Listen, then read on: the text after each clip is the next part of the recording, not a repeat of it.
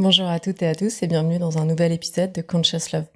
Aujourd'hui, on va explorer la notion des limites. En quoi poser ses limites en couple est essentiel pour une relation épanouie, mais aussi en quoi ça peut renforcer notre estime de soi. C'est un sujet que je trouve très important parce que ça peut changer la dynamique de couple et aussi la relation qu'on a avec soi-même.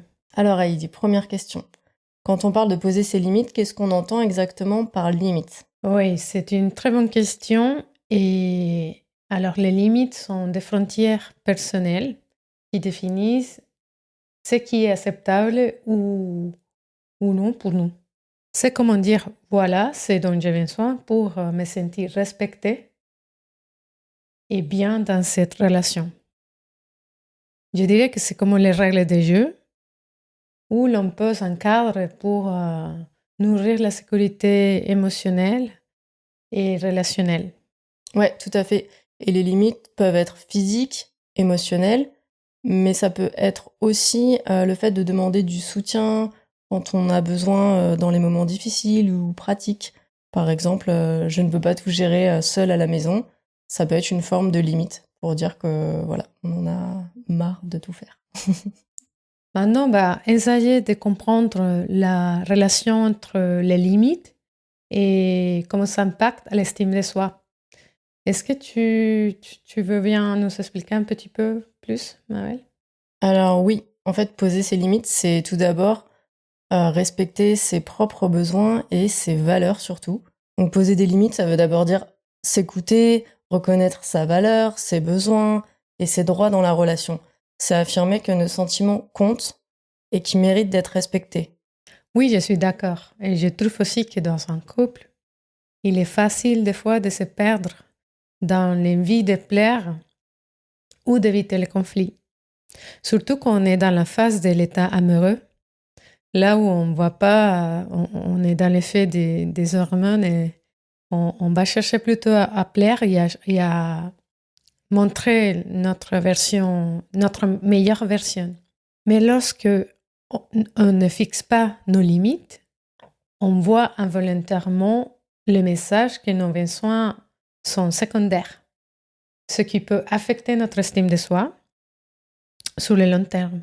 Ouais, définir et respecter nos limites personnelles, c'est un vrai acte d'amour pour soi et aussi pour l'autre parce que en fait, ça permet de créer une relation où on se sent respecté, valorisé, et surtout libre de s'épanouir pleinement et d'être qui on a envie d'être. Et en plus, ça crée un cercle vertueux, car en respectant mes limites, je donne l'exemple à mon partenaire, qui peut aussi être inspiré par ça, et donc qui va créer une dynamique plus respectueuse dans le couple. Parlons maintenant des obstacles. Ça peut sembler simple en théorie, mais pourquoi c'est parfois difficile de poser ses limites? Surtout quand on est dans une relation de couple. Alors pourquoi on a du mal à mettre ses limites? C'est souvent la peur du rejet ou du conflit qui nous empêche en fait de les poser, ou même d'oser en fait les exprimer. On a peur que notre partenaire réagisse mal, ou que cela mette la relation en danger. On a vraiment peur de la réaction de l'autre, que ça soit peut-être virulent, ou voilà, on a aussi peur de perdre l'autre. Et souvent aussi, on a peur de le blesser. Donc par exemple, quand Heidi me dit non, en réalité, elle dit oui à un de ses propres besoins. Et si moi je vois ça sous ce prisme-là, en fait, je suis contente qu'Heidi dise oui à un de ses besoins. Aussi, on n'a pas appris à entendre un non, donc on interprète souvent le non comme un rejet, un éloignement, ou on prend ça souvent personnellement. Oui, c'est vrai, en fait, pour moi, il faut comprendre les noms comme un nom à une préposition ou un acte, mais pas un nom à ma ou mon partenaire. Et surtout dans le contexte de l'intimité, on a besoin de savoir que l'autre respectera nos limites ou que notre partenaire ne créera pas une dispute si on dit non à une demande particulière. On doit se sentir respecté et en sécurité quand on dit non. Et ça parle aussi de l'idée de consentement dans l'intimité. Il y a plusieurs obstacles, alors parfois on a peur décevoir ou de provoquer des conflits, ça c'est vrai. On peut aussi penser que poser des limites, c'est être égoïste, alors qu'en réalité, c'est tout le contraire. Une autre difficulté vient de notre éducation ou des expériences passées. Si on a grandi en pensant qu'il faut toujours passer les besoins des autres avant les nôtres, poser des limites peut sembler inconfortable, j'ai vu. C'est mon cas un peu. J'ai grandi dans un environnement catholique, et donc il y avait une sorte de culpabilité à dire non. Dans ma culture aussi, j'ai réfléchi à ça. En Colombie, en général, on est moins direct qu'ici, dans la culture française. Et on a tendance à faire tout un discours pour expliquer pourquoi on a envie de dire non ou on n'est pas dispo. On a tendance à s'excuser. Et il faut pas voir la limite comme une barrière, parce que c'est pas ça en fait. C'est pas une barrière qui empêche l'intimité ou qui favoriserait l'égoïsme. Mais c'est plutôt une démarcation claire, une frontière entre ce qu'on accepte et ce qu'on n'accepte pas. Et les limites sont basées sur nos valeurs, et le fait de les exprimer nous rend responsables. Je suis responsable de faire comprendre à l'autre de ce dont j'ai besoin. Je suis responsable de ce que je dis, de mes émotions, de mes ressentis, de mon bien-être, etc. Mais par contre, je ne suis pas responsable de la réaction de l'autre. Et moi, je peux rien faire, en fait, par rapport à l'autre. Je suis pas responsable de ses besoins, de ses émotions, de ce qu'il dit, etc. Moi, je pose juste ce qui est important pour moi.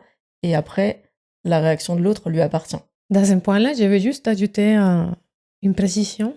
Bien qu'on n'est pas responsable de la réaction de l'autre, dans le couple, dans la dynamique de couple, il y a aussi une sorte de régulation émotionnelle, comme par exemple quand je suis triste et je partage cette émotion à Delphine. Delphine va me comprendre dans cette façon, je vais me sentir mieux écoutée et appréciée.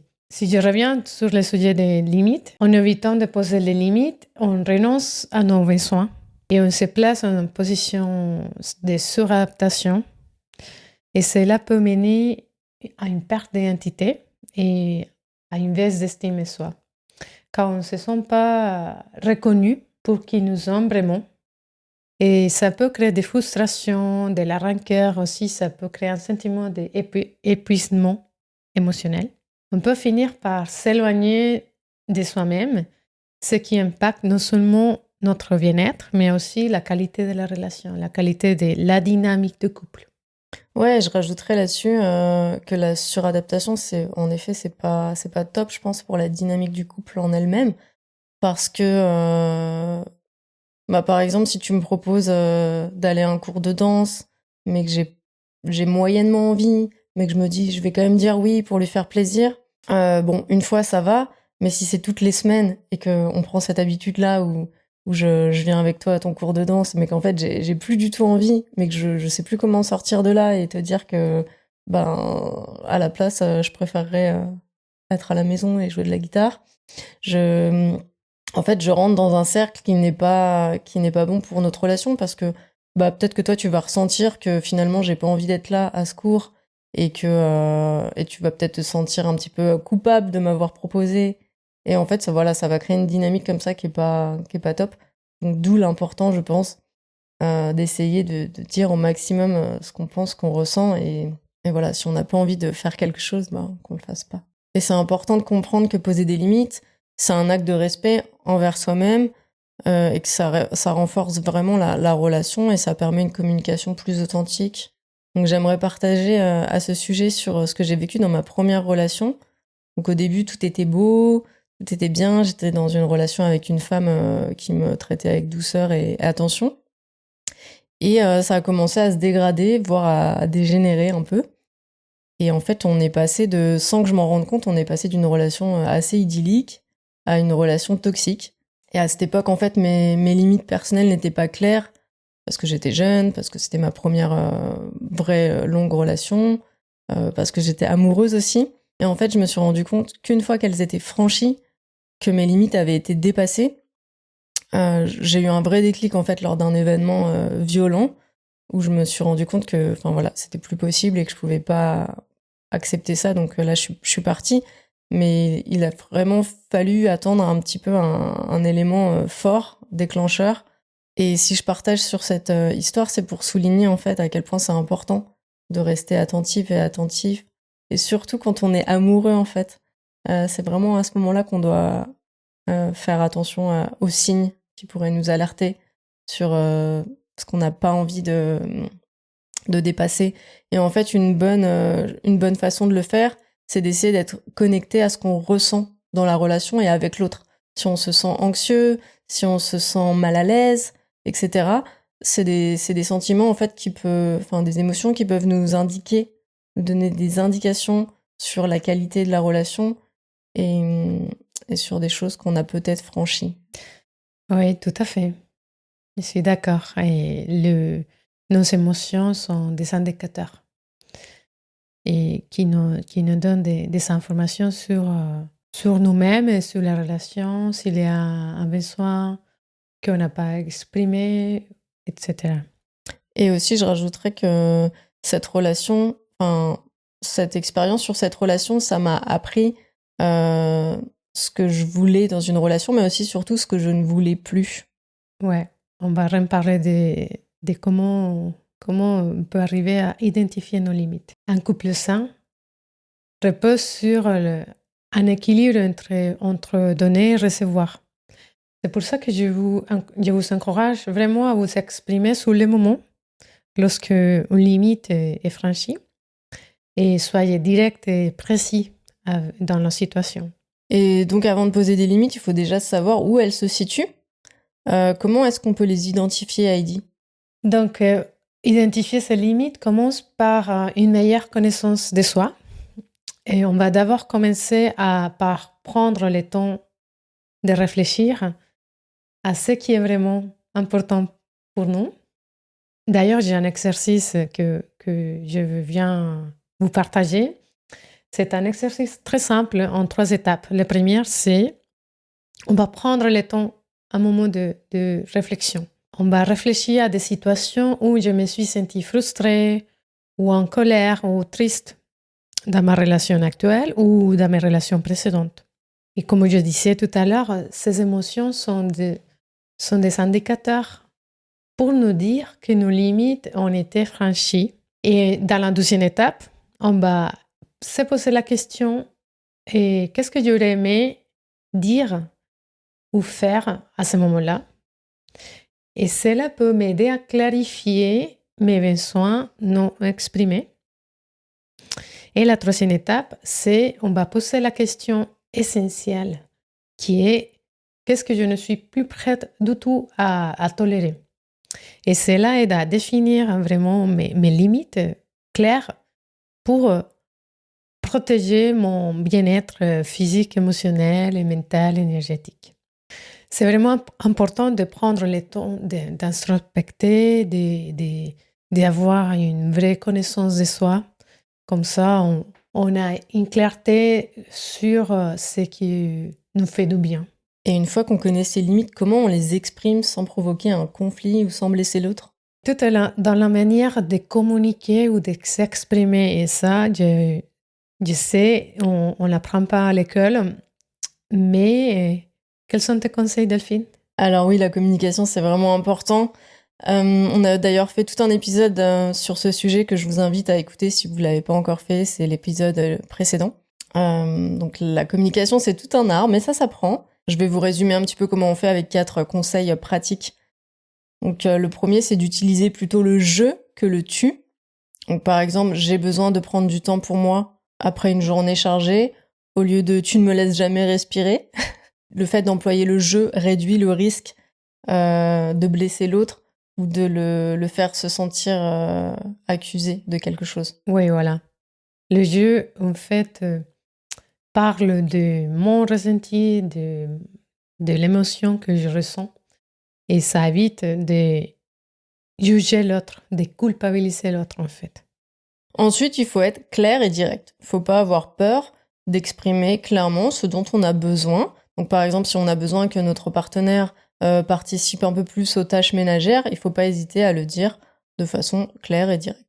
On peut aussi essayer d'utiliser des phrases bienveillantes Donc, par exemple, je me sens mieux dans notre relation quand nous prenons des décisions ensemble, plutôt que de dire tu prends toutes les décisions toute seule. Donc ça peut être un exemple. Et dernier conseil, ça serait de choisir le bon moment. Donc on va éviter d'avoir ce genre de discussion pendant un conflit ou lorsque la personne rentre tout juste du travail et peut-être chargée de sa journée ou être encore un peu stressée. On va plutôt attendre, je sais pas, le moment du dîner, lorsqu'on est assis ensemble sur le canapé.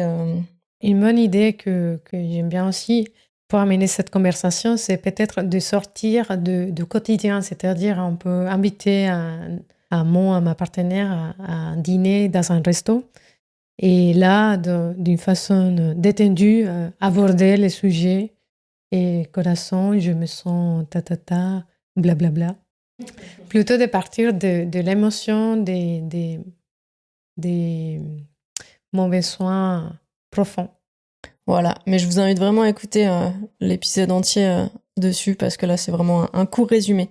Donc, aussi, dire non, c'est également très important et c'est un entraînement. Si quelque chose ne te convient pas, essaie de l'affirmer calmement et directement.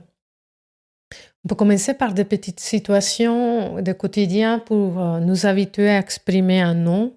Par exemple, dans une relation amicale, si quelqu'un me propose d'une activité un vendredi soir alors que j'ai plutôt envie de rester tranquille à la maison, je vais répondre merci pour l'invitation, mais ce soir, je vais rester à la maison. Il est aussi important de réfléchir à nos propres limites dans l'intimité, c'est-à-dire lorsque l'autre m'exprime un désir ou me fait une demande, c'est poser la question, ok, ça m'a fait oui ou ça me fait non. Et si ça fait oui à quoi? Si ça fait non, ça fait non à quoi exactement? Par exemple, une de mes limites propres est de ne pas aller plus vite que mon propre rythme pour faire plaisir à l'autre. Ça, c'est mon limite à moi et qui est très, très important. Une autre limite que j'ai avec moi-même, c'est si je ne suis pas présente dans notre intimité, dans ce moment-là, je vais m'autoriser à faire une pause et à le dire, corazon, est-ce qu'on peut faire une pause? Là, je me sens avec beaucoup de pensées dans ma tête et j'ai besoin de respirer un peu. Sentir que nos besoins et nos limites sont respectés, c'est vraiment important pour avoir une relation harmonieuse et consciente. Et aussi, je pense qu'on a souvent tendance à voir le conflit comme une dispute ou une violence, alors que c'est plutôt l'expression authentique et saine de nos émotions, de nos limites, comme on l'a vu, de nos besoins. Mais voilà, le conflit n'est pas forcément associé à quelque chose de violent. Hein. C'est juste deux choses qui vont être un petit peu confrontées, peut-être. Et dire non, je suis en colère, cela ne me convient pas, c'est affirmer sa place et c'est préserver son bien-être et son intégrité. Et encore une fois, c'est pas violent de dire je me sens en colère, c'est juste j'exprime mon émotion à l'autre. Un conflit, c'est un signe d'ajustement. Il y a quelque chose qui a besoin de s'ajuster de ma part, mais aussi de la part de l'autre. Parce qu'on est deux dans une relation. Ce qui fonctionne pour moi, c'est de dire, en ce moment, je suis en colère, j'ai besoin un peu de temps pour moi, pour me calmer. Et après, on peut reparler de la situation. En parlant d'ajustement, je pense qu'il est nécessaire et important d'avoir ce genre de conversation assez régulièrement, car les besoins et les désirs évoluent en fait dans le temps. Et donc, dans une relation, il faut aussi être flexible et savoir s'adapter. Et donc, refaire des ajustements de temps en temps, vérifier que on a toujours les mêmes besoins, les mêmes limites, etc. C'est aussi important pour bien comprendre l'autre et parce que chacun et chacune, on évolue et pas forcément au même rythme en fait. Donc je pense que ça c'est un point important à noter. Oui, tout à fait. En conclusion, poser des limites en couple est un puissant moyen de renforcer les liens et aussi l'estime de soi. c'est un acte d'amour envers vous-même et ça va impacter positivement votre relation. Et on a tous et toutes besoin d'être respectés et écoutés. Et c'est en s'affirmant de façon claire et saine qu'on crée les conditions pour une relation épanouissante. On vous encourage à mettre en pratique les conseils, les exercices qu'on a partagés aujourd'hui. N'hésitez pas à nous faire part de vos commentaires, de vos questions et vos expériences et à partager aussi cet épisode à vos proches. Merci de nous avoir rejoints pour cet épisode de Conscious Love. Prenez soin de vous et rappelez-vous que vous êtes la personne la plus importante de votre vie. À très bientôt pour un nouvel épisode. À bientôt!